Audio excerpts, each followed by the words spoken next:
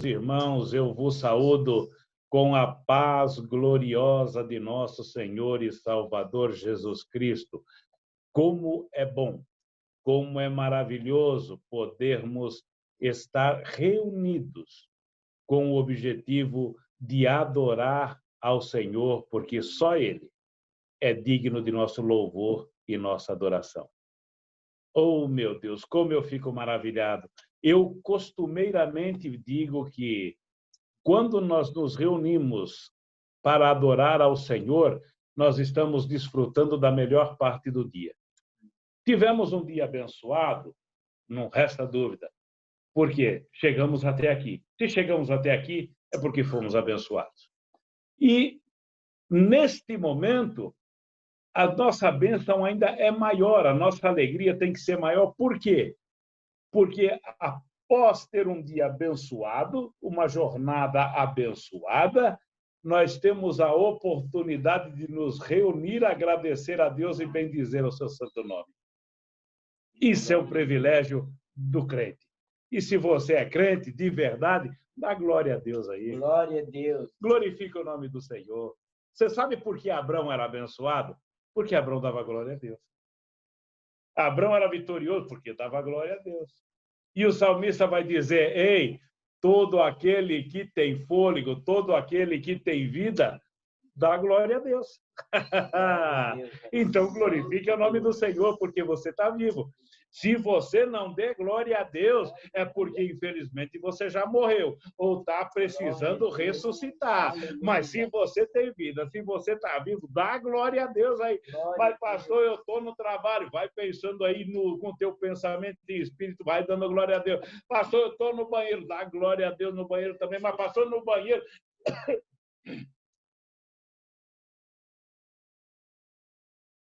o santo tomando banho dentro de uma banheira.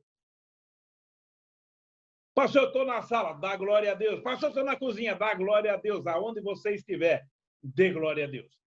E seja abençoado. A Deus dê glória em todos os momentos. Muitos irmãos ainda por adentrar, mas nós aqui já estamos para a glória do Senhor nosso Deus. E eu te convido a abrir a vossa Bíblia em 1 Samuel, capítulo de número 2, verso de número 12. Vamos fazer uma leitura que já fizemos na quarta-feira passada, mas vamos dar prosseguimento a um estudo em que, naquela oportunidade, demos início, cujo o objetivo aqui é falarmos da necessidade de fazermos a obra de Deus com excelência. E se não for com excelência, aí os problemas ou as dificuldades que enfrentaremos. Enfrentaremos punições, enfrentaremos até mesmo a morte por efetuarmos a obra de uma forma relaxada. Eu creio que os irmãos já estão comigo em 1 Samuel, capítulo 2, verso 12 até o verso 21, estaremos lendo, e nos diz a palavra de Deus. Eram, porém, os filhos de Eli, filhos de Belial. Como já dissemos na quarta-feira passada, eram, porém, os filhos de Eli, filhos de Belial. Eram, porém, os filhos de Eli, homens inúteis. Eram, porém, os filhos do sacerdote, homens que não serviam para nada. Eram, porém, aqueles que estavam na igreja, que estavam recebendo a condenação de Deus por não fazerem a sua obra com excelência e não atentarem para a beleza e a santidade de Deus. E não conheciam ao Senhor, porque quem é relapso na obra de Deus não conhece a Deus, porque quem conhece a Deus, ele faz a obra de Deus com excelência, oferecendo a alguém algum sacrifício, vinha o moço do sacerdote, estando se cozendo a carne com um garfo de 3 dentes em sua mão, e dava com ele na cadeira, ou na panela, ou no caldeirão, ou na marmita, ou e tudo quanto o garfo tirava, o sacerdote tomava para si. Assim fazia a todo Israel que ia ali a Siló.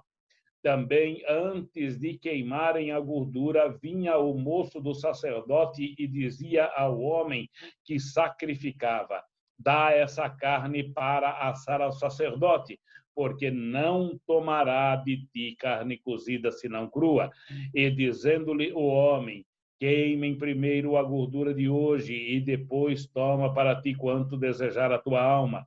Então ele lhe dizia: não, agora as de dar, e senão por força a tomarei. Era, pois, muito grande o pecado destes jovens perante ao Senhor, porquanto os homens desprezavam a oferta do Senhor. Porém, Samuel ministrava perante ao Senhor, sendo ainda jovem, vestido com um éfode de linho. E sua mãe lhe fazia uma túnica pequena, e de ano em ano lá trazia com seu marido, quando seu marido subia para sacrificar o sacrifício anual. E Eli abençoava a Eucana e a sua mulher e dizia: o Senhor te dê semente desta mulher pela petição que fez ao Senhor.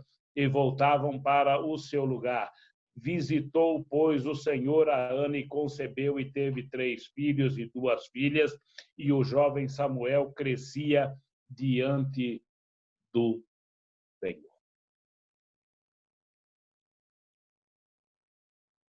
Notaram na leitura que fizemos? E Ana havia feito uma petição ao Senhor, mas havia sido leal. Havia feito votos e o voto que ela fez cumpriu. Se você quer ser abençoado na obra de Deus, o voto que você fez, cumpra. Se você não quiser ser abençoado, o voto que você fez, não cumpra, mas a maldição virá contra a tua vida. Ana foi abençoada, por quê?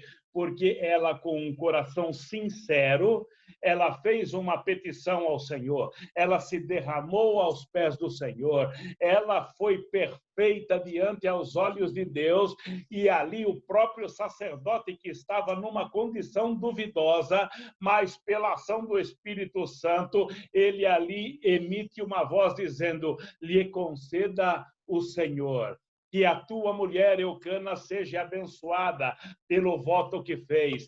E quando ele fecha a sua boca, após Ana já havia ter sido abençoada, gerando a Samuel e dando Samuel a Deus, o melhor que ela tinha, ela entregou a Deus. Ela falou: o Senhor permitiu que eu fosse mãe, mas agora eu posso ser falha na criação do meu filho, mas o Senhor cria este menino, o Senhor derrama graça sobre esse menino, o Senhor derrama graça sobre a minha família, o Senhor derrama graça sobre nós, o Senhor dirige as nossas vidas, o Senhor cuide de nós, o Senhor seja bênção em nossas vidas, porque nós nada conseguiremos. Eu tive uma experiência de vida, de uma vida de derrotas, eu não conseguia, eu não prosperava, eu não podia nada, mas quando eu tive um encontro real e verdadeiro com o Senhor, a minha vida transformou. A agonia, a tristeza, as mágoas que tinha no meu peito, no meu coração, foi arrancada. Hoje os meus lábios,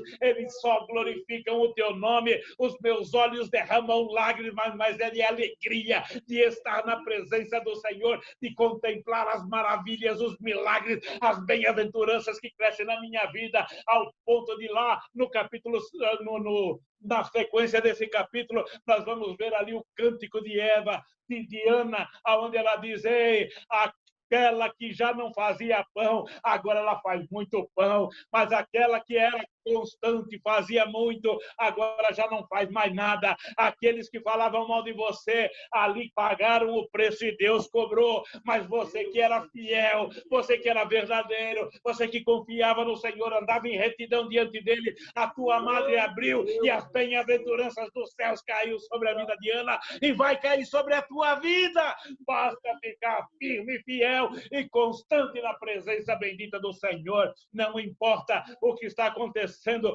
como Asaf vai falar, eu falava como um animal, eu pensava que o ímpio estava prosperando, mas agora eu sei que eu era um animal, mas agora eu sei o fim deles, agora eu sei aonde eu estou. Louvado, bendito e enaltecido seja o nome santo, bendito e glorioso do Senhor.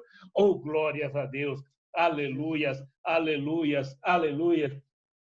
Eu me maravilho com a palavra de Deus, porque quando nós começamos a meditar nesta palavra bendita, o Espírito Santo de Deus nos toma e muitas vezes nós perdemos até o controle, porque o impulsar do Espírito Santo é extraordinário. Eu creio que os irmãos têm a mesma situação que eu tenho, mesmo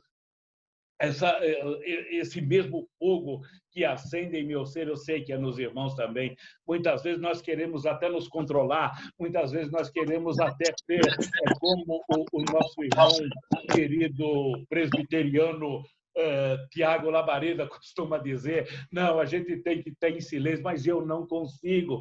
É o poder, é a ação, é a força do Espírito Santo de Deus que me toma. Então aí o tom de voz sobe. Por isso que da próxima vez, o próximo culto que eu vou fazer, ou eu esteja em Geneve, ou eu esteja em Berne, eu vou procurar fazer o culto lá na mata, porque ali vai ser só eu e os bichinhos vão chegar ali perto de mim e vão dar glória a Deus também, porque as pedras glorificam ao Senhor, as árvores glorificam ao Senhor e os animais do campo também glorificam ao Senhor. Cada um do seu jeito, mas todos aqueles têm que glorificar ao Senhor. Mas vamos continuar aqui. Eu vou tentar me segurar no máximo aqui. Eu vou tentar esquecer um batistinho, um presbiterianinho aqui, mas eu vou tentar levar a palavra de Deus aos irmãos. Veja bem, pelo amor de Deus, eu não estou criticando nem condenando presbiteriano e nem batista.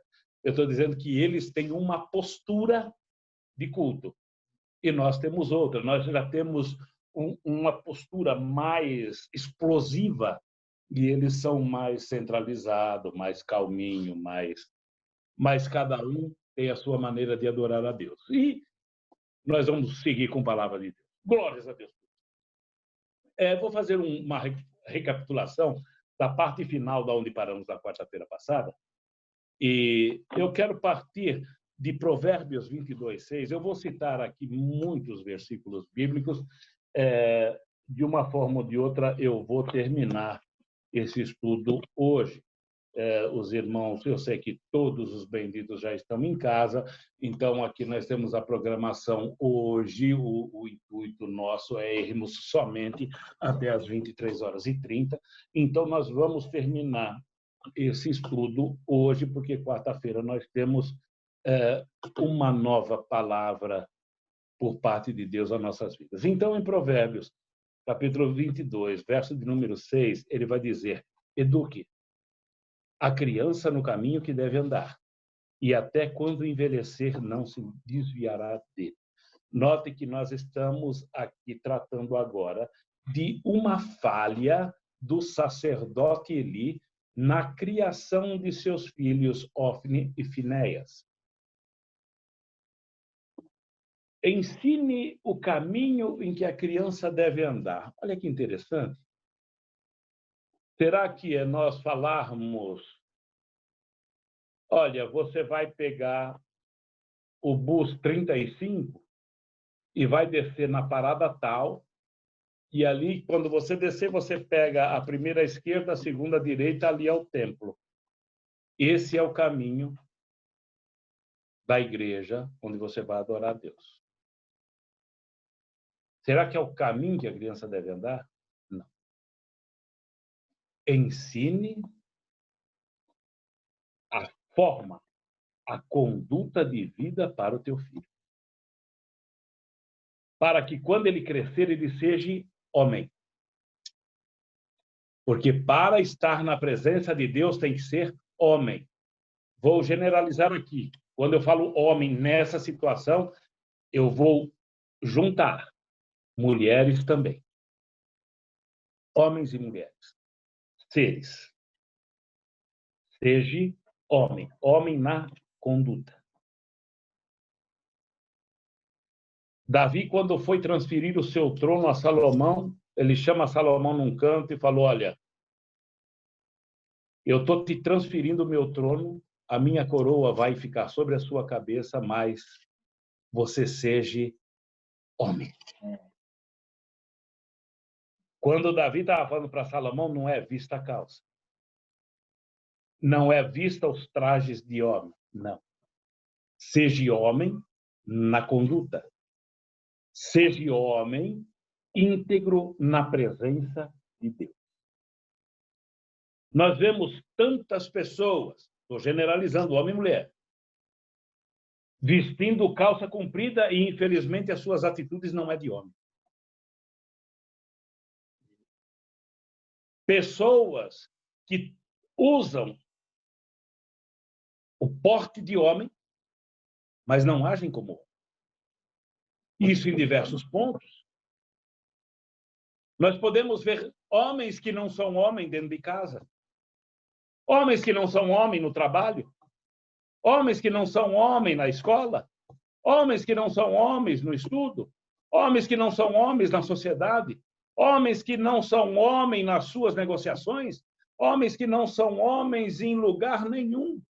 Por quê? Porque não estão nos padrões de Deus. Eu estou falando isso porque somos uma igreja e somos espirituais. Então, vivamos pela palavra de Deus, se somos espirituais. Se não somos espirituais, vivamos pela literatura humana. Mas se somos espirituais, vivamos como homens espirituais. E se temos que viver como homens espirituais, nós temos que viver conforme a palavra de Deus. Como ela nos orienta. Como ela exige que nós andemos para sermos testemunhas de Deus nesta terra. Se eu ando de uma forma desordenada nesta vida, eu estou sendo testemunha de qual Deus? Se o Deus da Bíblia, que eu procuro com todas as minhas forças servir, é um Deus justo, é um Deus santo, então, como ele nos diz através de Pedro, eu tenho que ser santo. Eu tenho que buscar a santidade. O que é ser santo? É não ter intimidade com o pecado. Simplesmente isso. Ou muitas vezes nós temos na nossa imaginação que o santo é aquele que nós vemos lá nos templos dos nossos irmãos católicos, uma imagem de barro pendurada lá nas paredes. Ah, aquele lá é o santo. É uma coisa até meio sem nexo. Vou tentar explicar o meu ponto de vista. A Bíblia nos diz que quem entra no céu é só santo. Agora, se o santo for aquele que está na parede, então eu não vou. É um raciocínio lógico. Então, aquele não é santo, aquele é uma imagem. Santo tenho que ser eu. Mas por que eu sou santo? Porque eu me desvinculei do pecado. E ando para agradar a Deus. E como eu agrado a Deus? Através do meu testemunho de vida. Ensine a criança no caminho que deve andar. Ensine palavra de Deus para o teu filhinho. Ensine ele a orar. Ensine ele a conhecer a Deus. O dia que eu tiver oportunidade, eu vou falar a respeito de compromisso com Deus. Ou de uma forma, por outro caminho, ou melhor, andar com Deus. Ou melhor, experiência com Deus. É maravilhoso. Porque quando a criança ela cresce com a visão de Deus, ela não vai dar trabalho para a sociedade, ela vai ser bênção para a sociedade, ela vai ser luz para a sociedade e vai ser alegria para o papai e para a mamãe. vraiment des penseurs du cours du bas, qu'il n'y avait pas de cas. Maintenant, la situation épidémiologique, comme je vous dis, a évolué. Il y a la reprise de l'école, la reprise de toute l'activité économique et puis le retour des vacances, ce qui fait qu'aujourd'hui, nous estimons qu'il faut absolument rappeler à la population que le virus est toujours là. Alors que certains cantons s'adaptent, d'autres avaient décidé d'anticiper. La tendance avait été... Amém. Vamos continuar aqui agora. Deus, ele tinha prazer na vida de Samuel, pois em 1 Samuel, no capítulo 21, a Bíblia diz que Samuel crescia diante do Senhor, enquanto que os atos dos filhos de Eli eram abomináveis para o Senhor, pois os seus testemunhos eram maus. E o povo todo comentavam das suas transgressões. Samuel andava nos caminhos de Deus, e os filhos de Eli eram homens maus, davam mau testemunho perante a sociedade.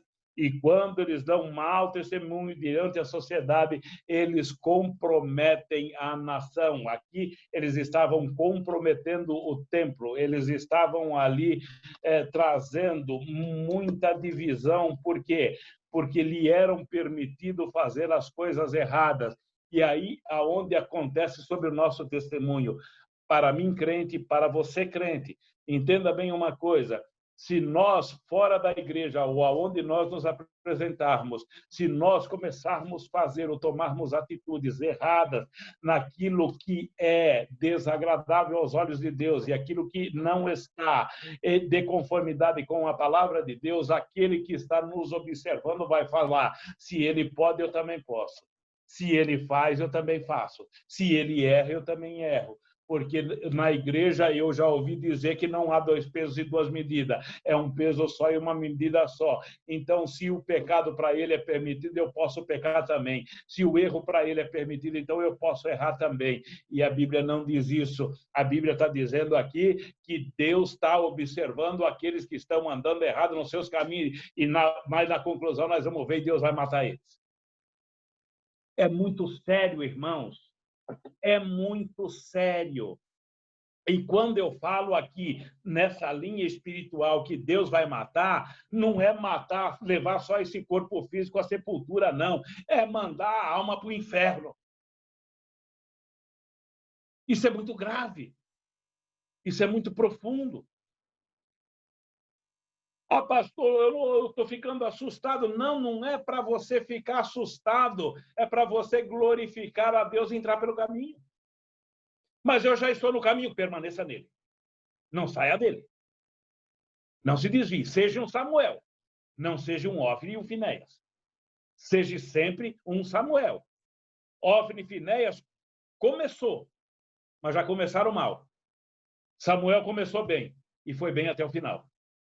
Não é da forma que você começa, é da forma que você termina. Ofni e Finéias endureceram o coração e pecavam abertamente sem constrangimento. Daí a advertência de seu pai. Ele não teve efeito moral sobre eles. Entenda aqui que interessante isso. Eles endureceram o coração e pecavam abertamente. Eu acho que eu falei isso na quarta-feira passada, vou repetir agora. O homem, quando ele faz o primeiro erro, ou ele comete o primeiro pecado, ele até sente um pouco de temor e medo. E fala: eu pequei, agora vai vir a correção. Mas muitas vezes a correção não vem na maneira que nós queremos ou na hora que nós pensamos. E como naquele momento, no dia seguinte, nada aconteceu, aí ele continua no erro. E como no segundo dia não aconteceu nada, ele faz o terceiro. E no terceiro também não aconteceu nada, ele falou: então não tem problema errar, não. Aí ele já começa a errar de forma deliberada. Aí ele já não tem mais temor, aí acabou o medo. Aí acabou tudo. Aí ele continua erro em cima de erro, mas é de forma visível. Porque o que isso quer dizer? Quer dizer que ele chegou ao fim. Ele acabou. Perdeu o temor de Deus. Porque quando o homem erra uma vez, ele ainda busca a reconciliação. Quando erra duas vezes, ele ainda consegue pedir o perdão a Deus. Mas quando ele torna isso habitual em sua vida, ele já perdeu o temor de Deus. E o que isso quer dizer, pastor? Ele já está morto, mas ele está morto respirando, ele está morto falando, ele está morto conversando, mas está morto. Para eles já passara o dia da salvação, estando, pois, destinados por Deus à condenação, à morte. Vamos ver lá em Romanos, no capítulo 1, no verso 21. Abra comigo. Romanos, capítulo 1, verso 21. Glória a Jesus por isso. Eu creio que, como de costume, os irmãos estão anotando aí, né? E nós vamos ter muita coisa para anotar. Eu não sei até que hora vamos, mas vamos ter muita coisa para anotar.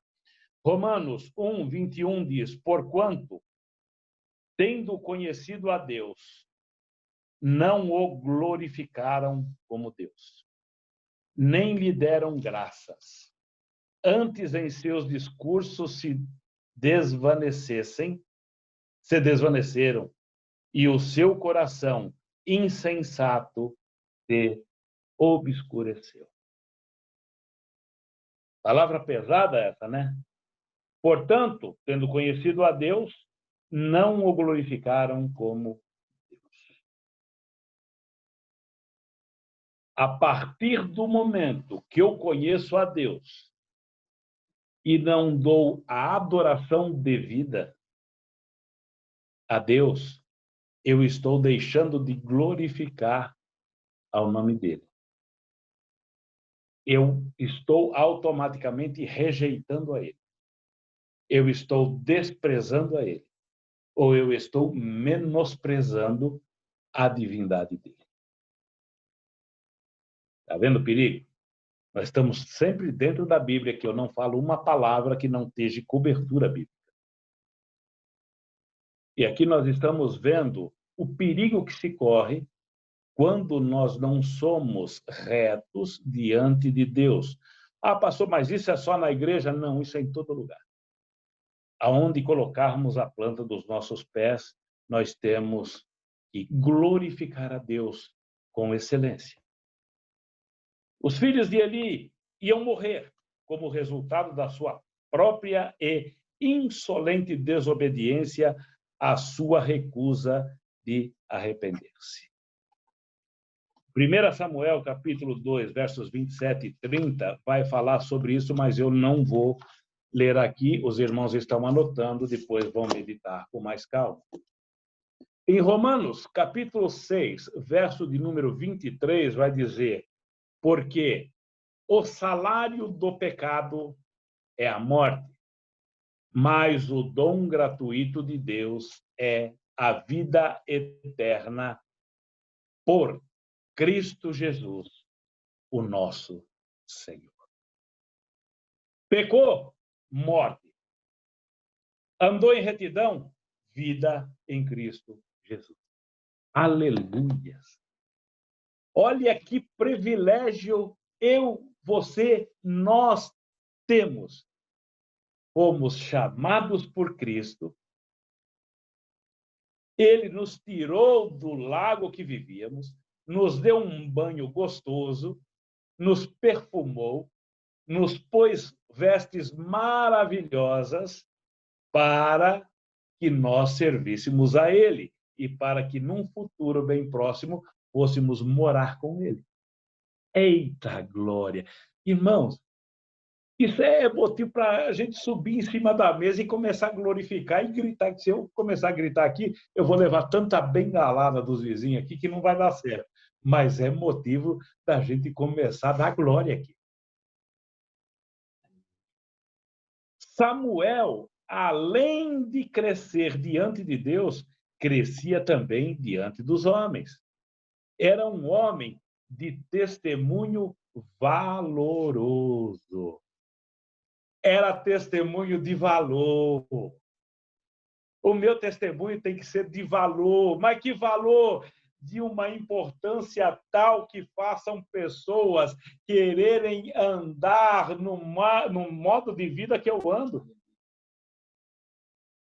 É diferente daqueles que, às vezes, a gente ouve no meio da rua. Aqui não, mas no Brasil era comum. Eu ser crente igual aquilo ali, de jeito nenhum. Prefiro ficar como eu estou. Isso aí é um testemunho sem valor. Agora, testemunho de valor é o que os demônios falavam a respeito de Paulo. Ali vão homens, servos verdadeiros do Deus Altíssimo. Isso que eu falei para vocês agora, vocês conferem lá no livro de Atos dos Apóstolos, capítulo 16. Ali vão verdadeiros servos do Deus Altíssimo. Isso aí é testemunho de valor.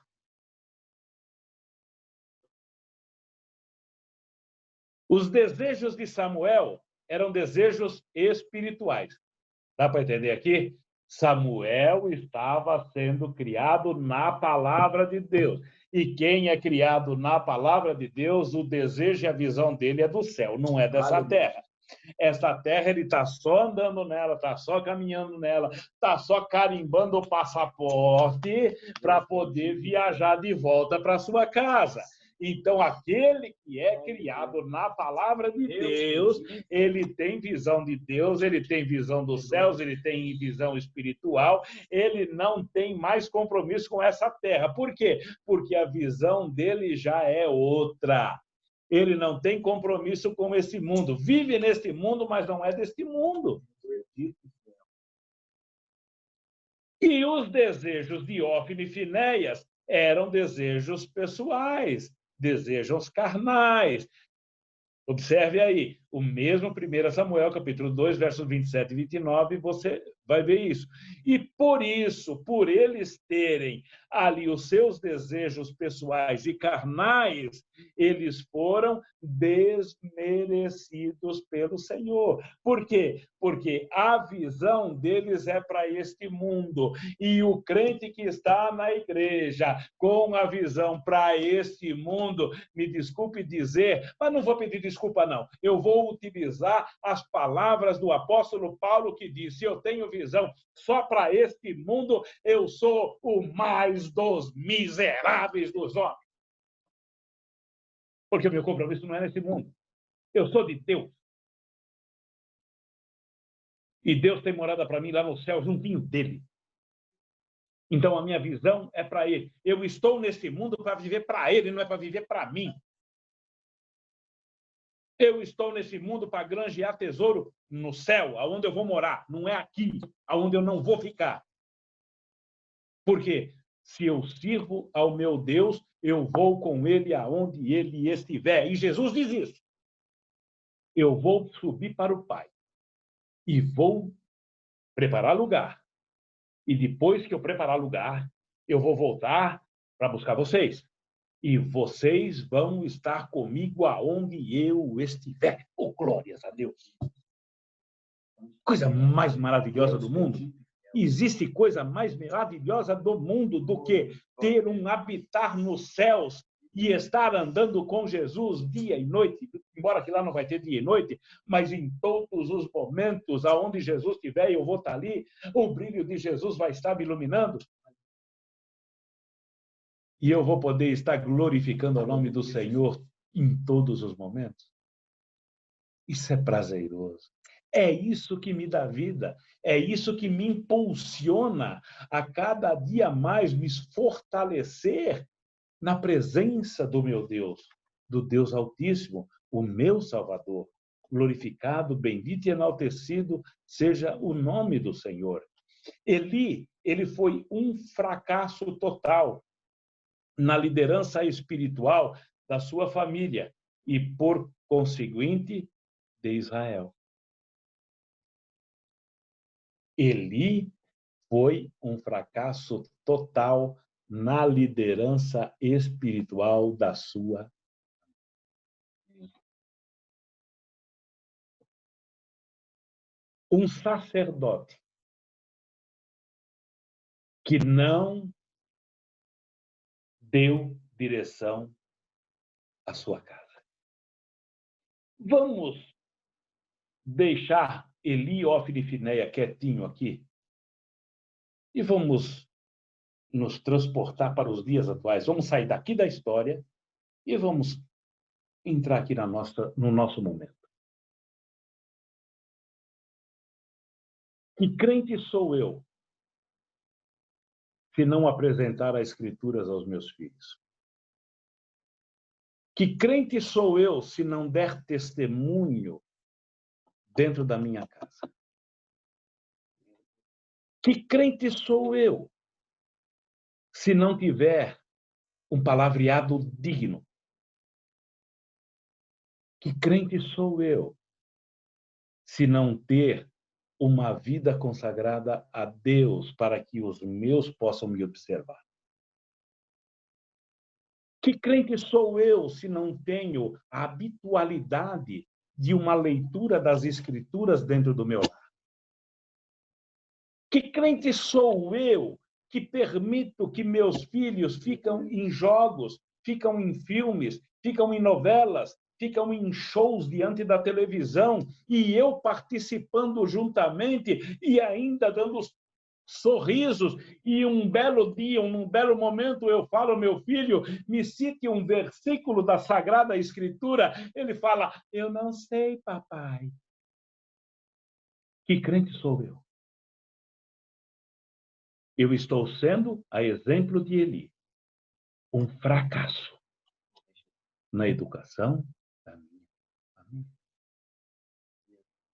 É comum ouvirmos de crente dizer, eu não vou ter compromisso com a obra de Deus porque eu tenho que cuidar da minha família. Viram aí a inversão de valores? Quando Deus diz, cuide da sua família, não deixa ela se perder, traga para a igreja. Não deixa ela se acomodar com os prazeres da carne. Traga para da sua família para que ela seja salva, para que ela desfrute da paz que só o Senhor pode dar, para que ela receba a proteção do Espírito Santo de Deus. Aí ela está sendo coberta pelo poder de Deus. Se fala muito em cobertura espiritual, essa aí é uma. Você quer dar cobertura espiritual para a tua família? Dê testemunho e ensine o caminho. Muitas vezes, nós não damos direção à criança. Por que não damos direção à criança? Porque é muito mais fácil culpar a igreja e culpar os pastores. É muito mais fácil dizer, o meu filho se perdeu porque o pastor não acompanhou. Mas muitas vezes a criança se perde dentro de casa, não é por culpa do pastor. Não é por culpa de ninguém. É por culpa de Eli, que foi um fracasso na liderança espiritual de sua família. Porque é muito prático para o homem transferir as suas responsabilidades a outro. É muito fácil a pessoa querer se ausentar das culpas e transferir a outras pessoas. Sabe por que Davi era segundo o coração de Deus? Porque ele assumia todos os seus erros. Ele não transferia para ninguém. E você sabe por que Saul foi recusado por Deus? Porque todos os seus erros ele transferia aos outros. Ele não assumia nada. E aquele que transfere responsabilidades, ele é tido pela Bíblia como filho de Belial.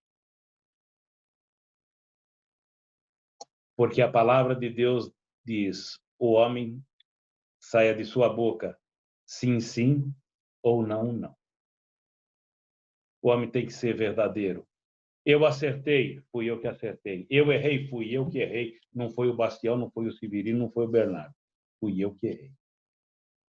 O que passar disso é procedência maligna. O que quer dizer isso? Se eu for querer transferir o meu erro para outro, já não sou eu sou filho de Belial.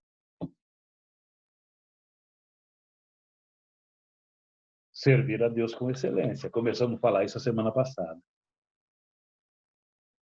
Amarraram aqui meus pés e minhas mãos, já não estou podendo nem dar os pulinhos aqui agora, mas ainda bem que não calaram minha boca. Né?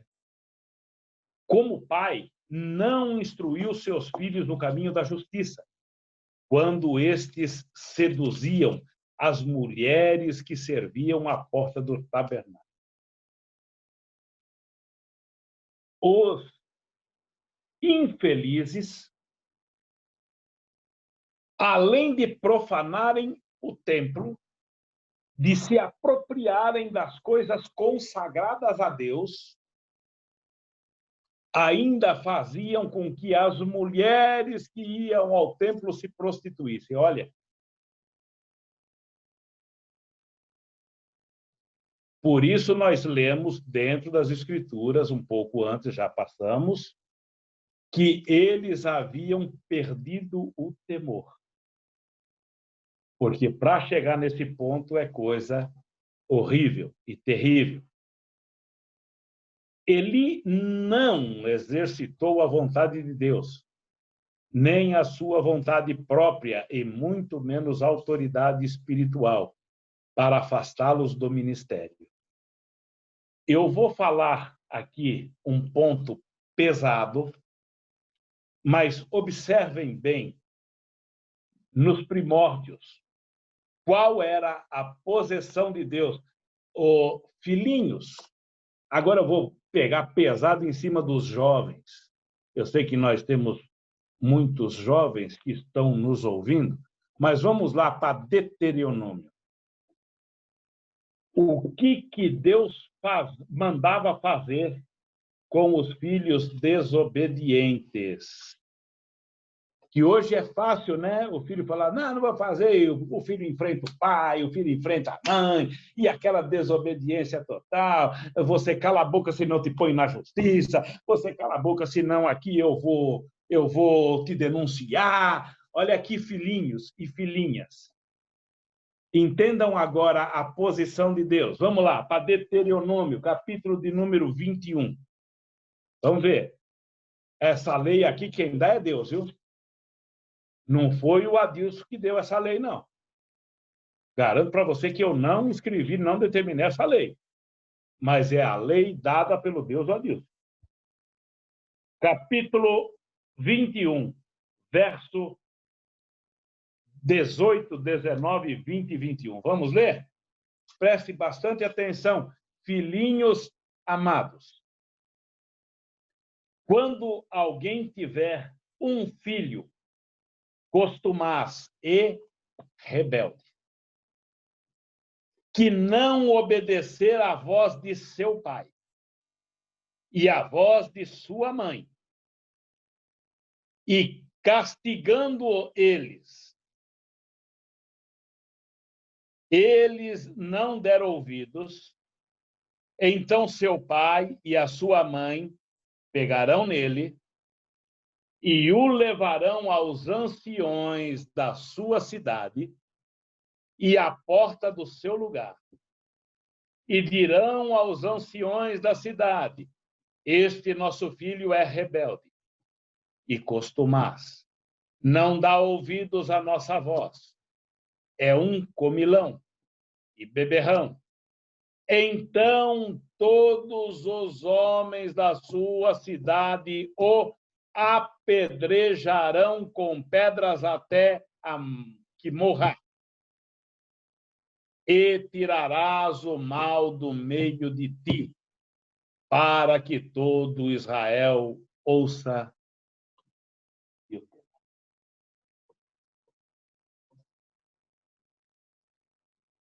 Rebeldia.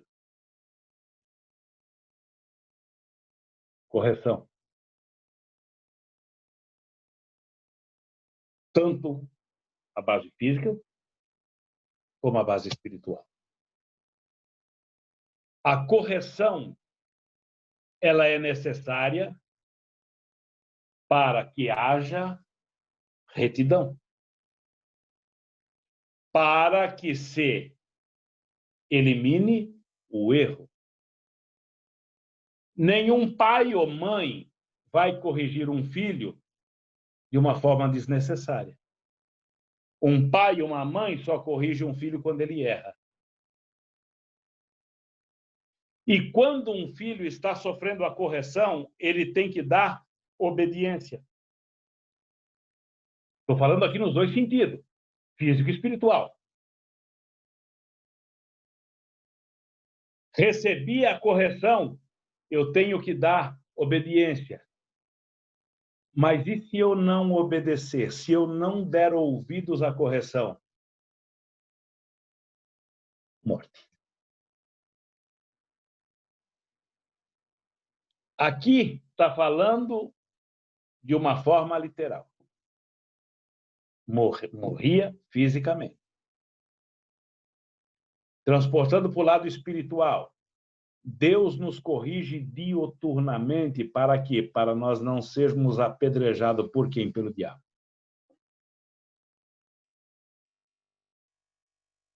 Por isso que Deus fala: ei, meu filho, não seja rebelde. Filhinho, ouça a minha voz.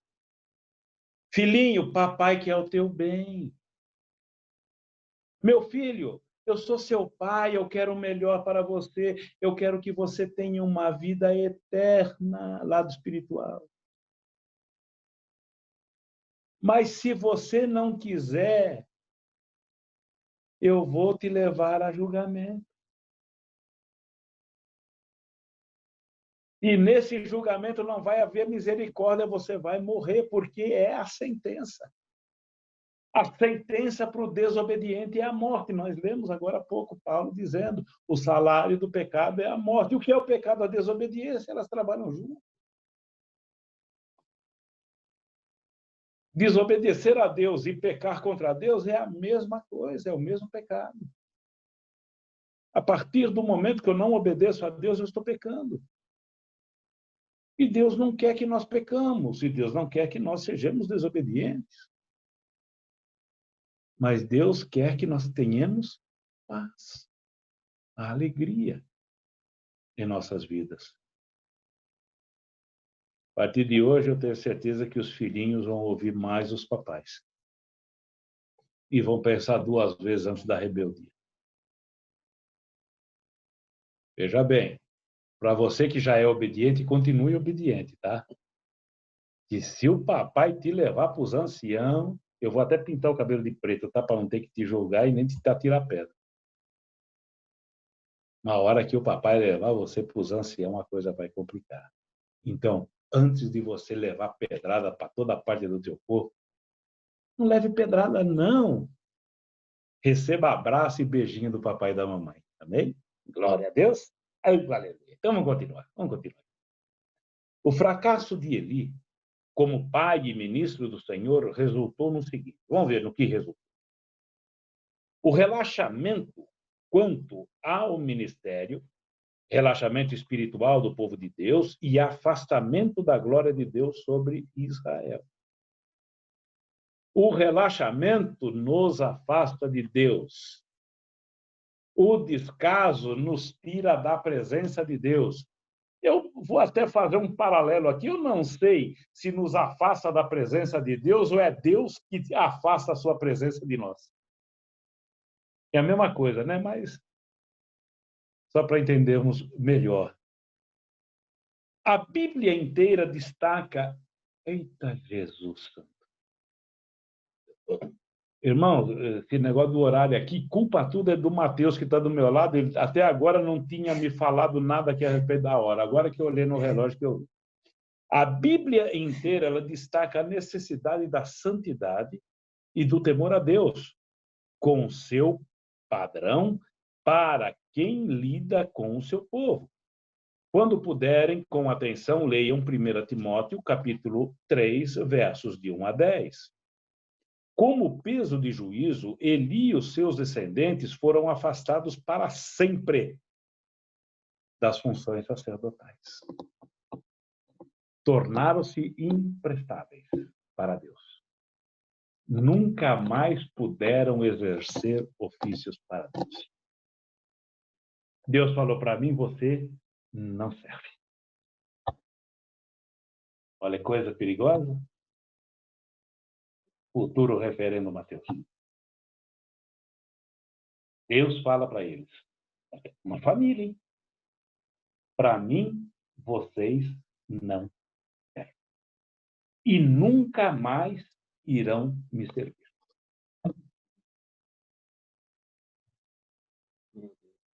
O que entendemos aqui? Mesmo que houvesse arrependimento, Deus já não aceitaria mais. Por isso, o homem tem que ter muito cuidado nas coisas concernentes a Deus. Eu citei muito Crônicas, capítulo 15, ou Crônicas não, aqui 1 Samuel mesmo, capítulo 15, capítulo 16, verso 1. Samuel, até quando estarás vós intercedendo por Saul, sendo que eu já o rejeitei como rei de Israel? Eu já rejeitei Samuel. Não precisa interceder mais. Ele não vai mais me servir, Samuel. Eu já rejeitei ele. E é o que é o caso da família sacerdotal. Estamos falando de sacerdotes, hein?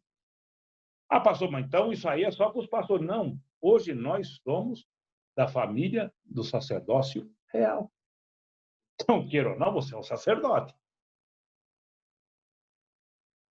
Ah, eu não quero ser sacerdote. Então, faça uma oração para Deus dizendo o seguinte: Deus, eu não quero mais compromisso com o Senhor, eu não tenho mais nada com o Senhor segue a sua vida e eu sigo a minha. Então, aí você deixa de ser sacerdote.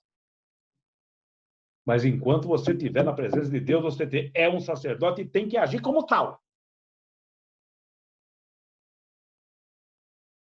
Não é ser um sacerdote e as ações ser de um filho de Belial. Não. Eu sou um sacerdote do meu lar. Então, o meu lar é a extensão da igreja em que eu congrego. Então, a minha família é firme na igreja. Na minha casa não é de outra maneira, não. É igual é na igreja. Porque a minha casa é a extensão da igreja. Lá, o sacerdote maior é o pastor, mas aqui na minha casa, o sacerdote sou eu. Então, eu vou dar a palavra de Deus para minha família. E o que eu me atrapalhar aqui, o pastor vai complementar lá. Mas nós vamos servir ao Senhor. Josué fala lá no capítulo 24. Vocês tomem a direção que vocês quiserem. Vocês façam da vida de vocês o que vocês quiserem. Mas eu e a minha casa ao sacerdócio. Eu e a minha casa, nós vamos servir ao Senhor. E vamos servir com excelência. Se vocês quiserem seguir os deuses dos seus pais, se vocês quiserem andar da maneira que é problema de vocês, mas eu e a minha casa vamos servir ao Senhor. A minha casa não vai servir o vizinho. A minha família não vai andar de qualquer jeito. A minha família vai andar nos caminhos do Senhor, porque eu sou o sacerdote da minha casa.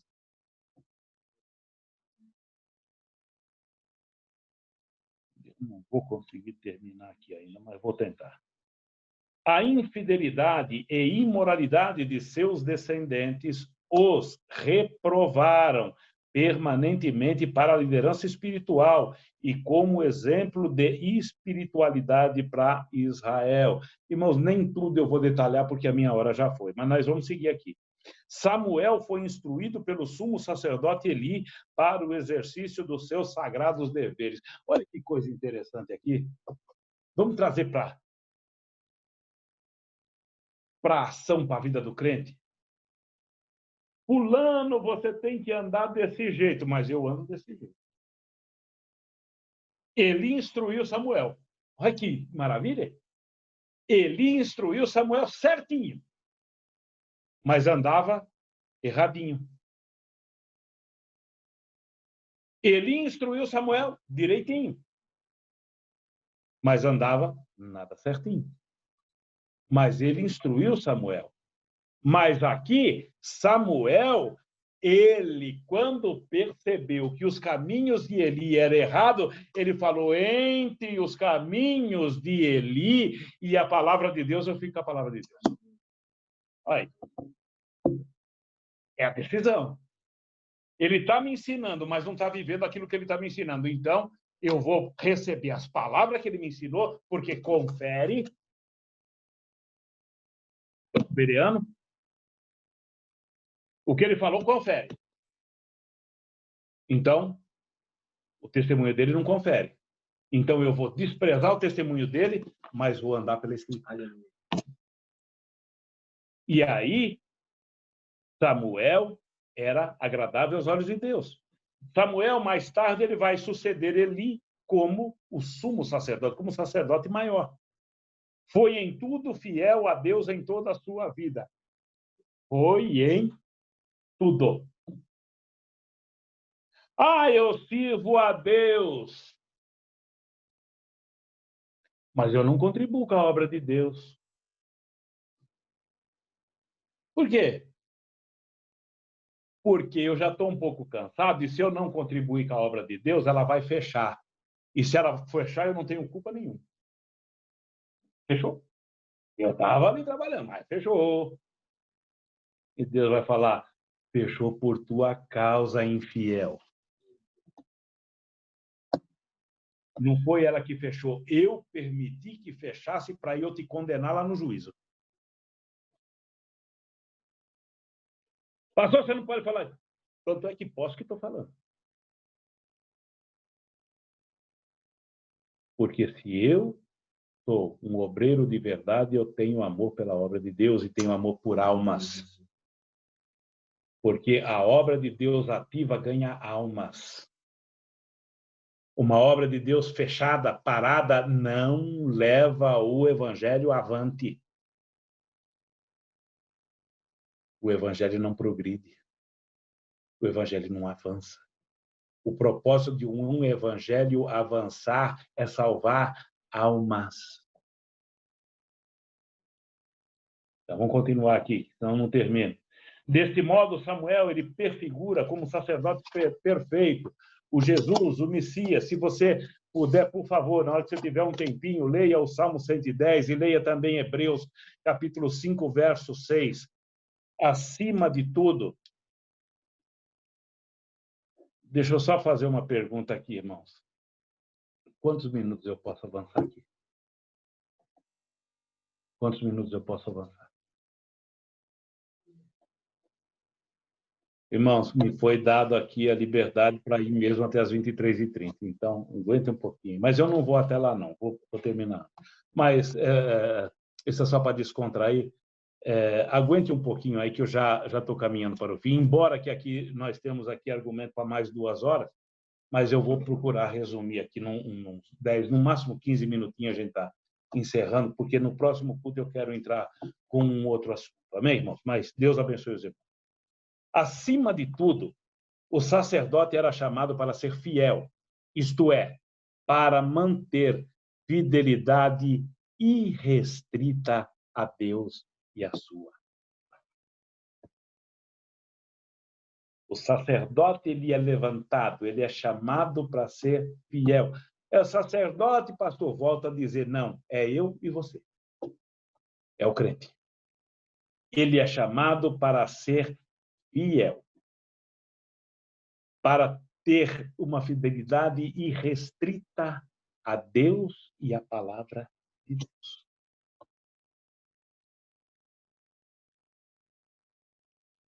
Isso, nós entendemos que temos que ter total lealdade, total, não parcial.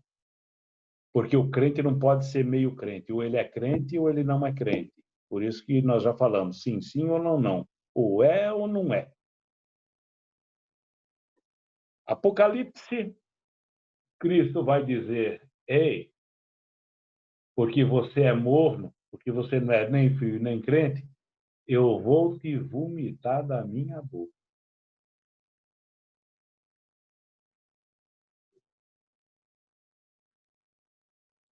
Eu tenho que ser frio, frio para as coisas do mundo. E tenho que ser quente, fervoroso no Espírito Santo de Deus. Meia coisa eu não posso ser, não. Eu não posso estar metade no mundo e metade em Cristo, não. Por isso que é morno. Morno não é nem crente e não é nem descrente. Ele quer usufruir do mundo e quer usufruir de Deus. E Deus falou: eu vou te vomitar, cabra.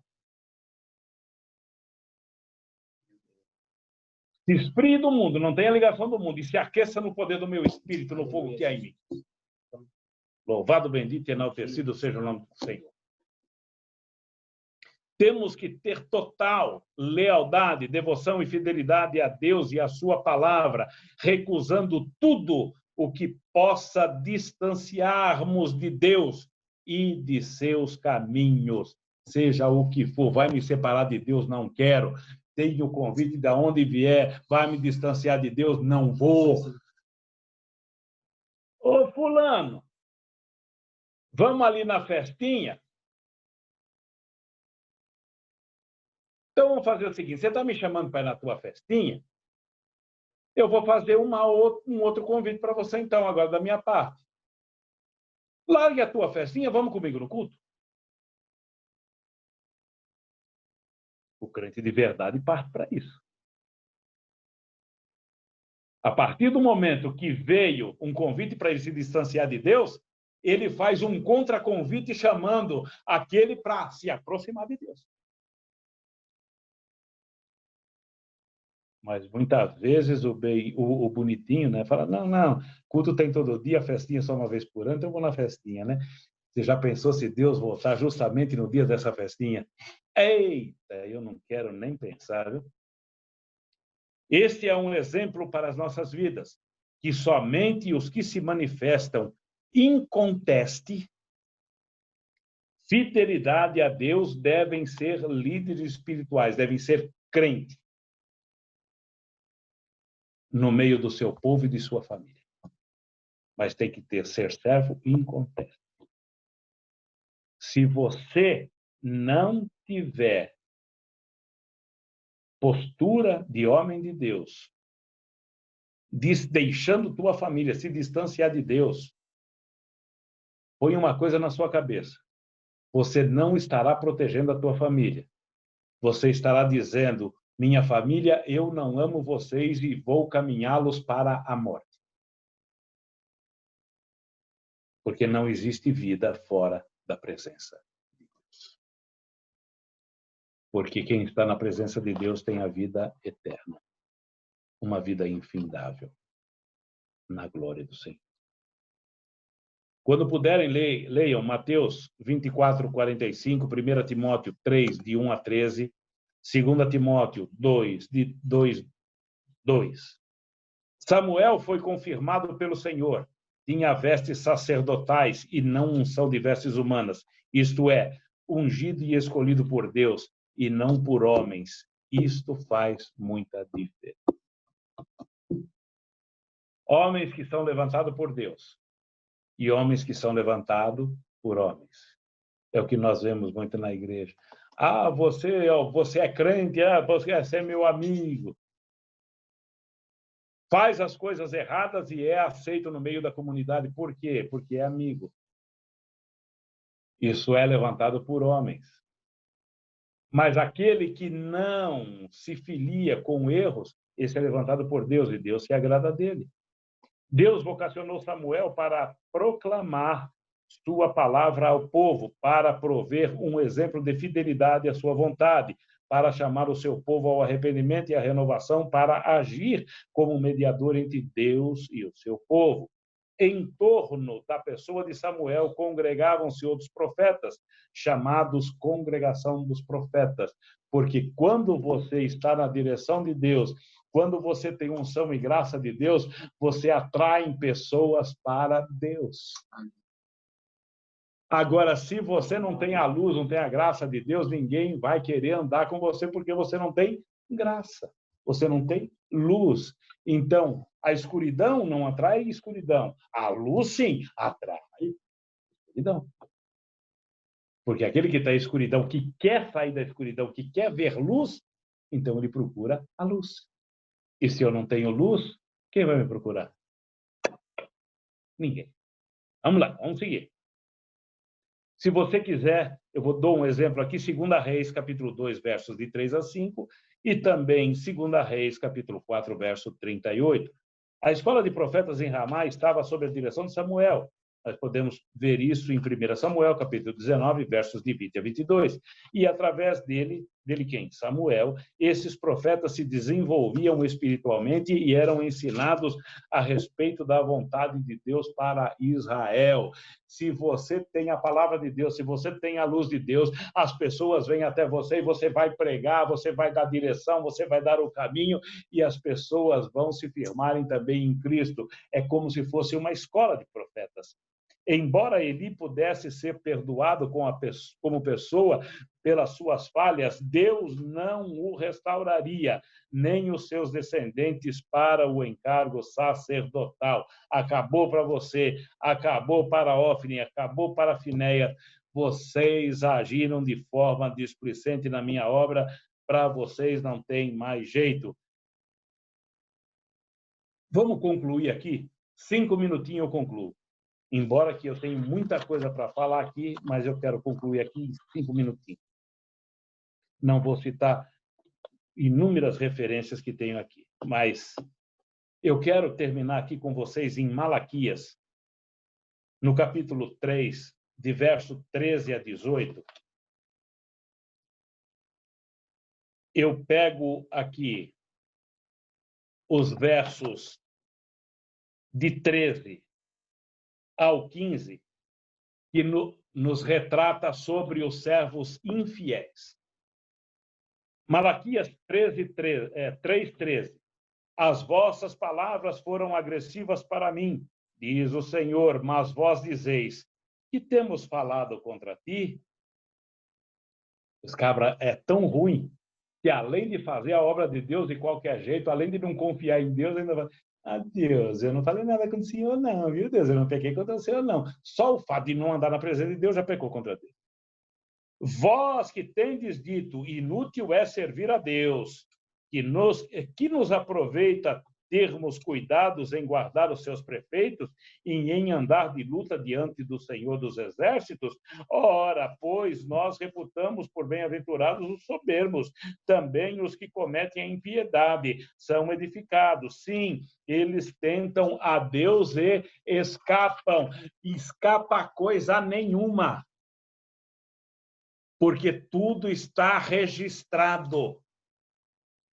Aqueles que dizem, para que eu vou servir a Deus? Para que eu vou andar conforme a Bíblia? Para que eu vou ser fiel a Deus? Para que eu vou obedecer a Deus? Se isso aí não me serve de nada. Ei, crente carnal, acorda e aceita Jesus.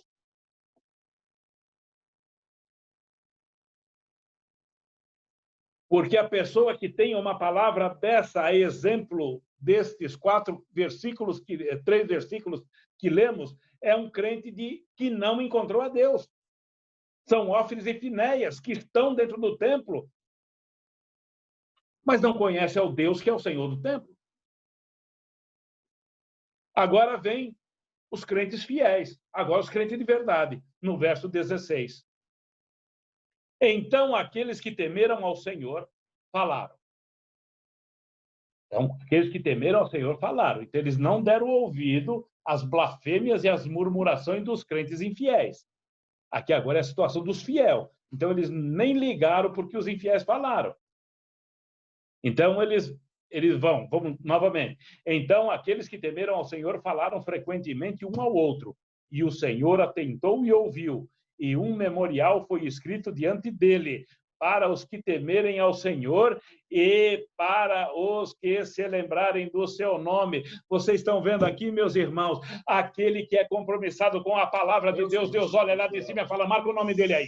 escreve o nome dele aí, porque esse aí, ele é meu servo, esse aí eu vou cuidar, esse aí eu vou tratar, esse aí eu vou trazer para minha morada. Marca o nome dele aí. Agora vamos aqui, a palavra de Deus no verso 17. E eles serão meus, diz o Senhor dos Exércitos, naquele dia serão para mim joias, poupa-los-ei como um homem poupa a seu filho que o serve. Então Deus está dizendo, ei, vocês anotaram aí? Esses que são fiel a mim, marca o nome deles aí. Não deixe de marcar o nome deles aí, porque eu vou tratar deles, eu tenho eles como uma joia, mas uma joia preciosa. Agora vamos ver Deus falando no verso 18. Então vereis outra vez a diferença entre o justo e o ímpio, entre o que serve a Deus e o que não serve. Oh, aleluias, aleluias, aleluia. Aquele que diz, não, eu não preciso fazer nada, não, eu não preciso ajudar, não, eu não preciso ver com que a obra evolua, não, eu não preciso andar em santidade perante Deus, não, eu não preciso fazer nada disso, porque todo mundo aí na rua anda de qualquer jeito,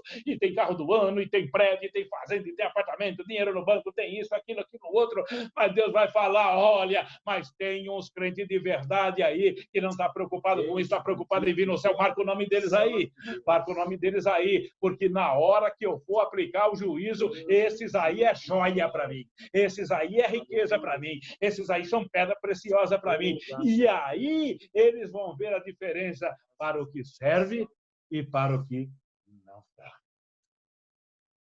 Andar em retidão diante de Deus tem uma diferença muito grande. Vale a pena o nosso sacrifício. Sacrificarmos a carne para vivificarmos o nosso espírito, para adentrarmos aos céus e termos uma vida eterna em glória com Deus. Irmãos, eu aqui agora podia falar das diferenças do que serve e o que não serve, aonde eu cito aqui inúmeras referências bíblicas, mas não vou fazer porque, infelizmente, as horas avançaram muito. Mas o pouco que aqui falamos, espero que o Espírito Santo de Deus tenha falado de uma forma clara e concisa ao coração de cada um. Que Deus vos abençoe, em nome do Senhor Jesus.